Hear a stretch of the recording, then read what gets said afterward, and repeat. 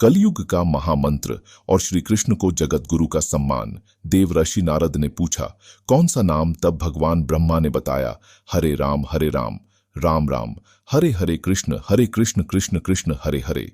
इस मंत्र के जाप से मनुष्य संसार के सागर से पार हो सकता है। तभी से इस महामंत्र कहा जाने लगा। श्री कृष्ण हिंदू धर्म में भगवान है। वे विष्णु भगवान के 8वें अवतार माने गए हैं। कन्हैया, माधव, श्याम, गोपाल, केशव, द्वारकेश या द्वारकाधीश, वासुदेव आदि नामों से भी उनको जाना जाता है। श्री कृष्ण निष्काम कर्मयोगी, आदर्श दार्शनिक, स्थितप्रज्ञ एवं दैवी संपदाओं से सुसज्जित महान पुरुष थे। उनका जन्म द्वापर युग में हुआ था। उनको इस युग के सर्वश्रेष्ठ पुरुष, युग पुरुष या युगावतार का स्थान दिया गया है।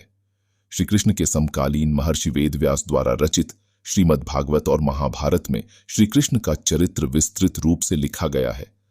भगवत गीता कृष्ण और अर्जुन का संवाद है, जो ग्रंथ आज भी पूरे विश्व में लोकप्रिय है।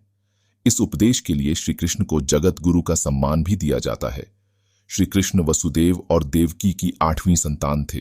देवकी कंस की बहन थी। कंस एक अत्याचारी राजा था। उसने आकाशवाणी सुनी थी कि देवकी के 8वें पुत्र द्वारा वह मारा जाएगा। इससे बचने के लिए कंस ने देवकी और वसुदेव को मथुरा के कारागार में डाल दिया। मथुरा के कारागार में ही भादो मास के श्री कृष्ण पक्ष की अष्टमी को उनका जन्म हुआ। कंस के डर से वसुदेव ने नवजात बालक को रात में ही यमुना पार गोकुल में यशोदा के यहां पहुंचा दिया। गोकुल में उनका लालन पालन हुआ था।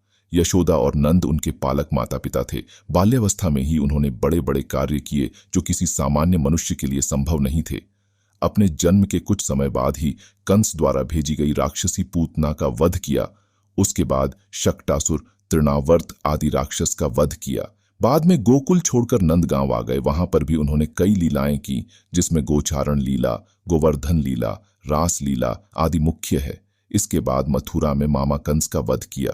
सौराष्ट्र में द्वारका नगरी की स्थापना की और वहां अपना राज्य बसाया। पांडवों की मदद की और विभिन्न संकटों से उनकी रक्षा की। महाभारत के युद्ध में उन्होंने अर्जुन के सारथी की भूमिका निभाई और रणक्षेत्र में ही उन्हें उपदेश दिया।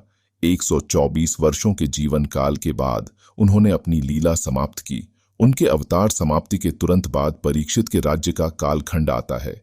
राजा परीक्षित, जो अभिमन्यु और उत्तरा के पुत्र तथा अर्जुन के पौत्र थे, के समय से ही कलयुग का आरंभ माना जाता है।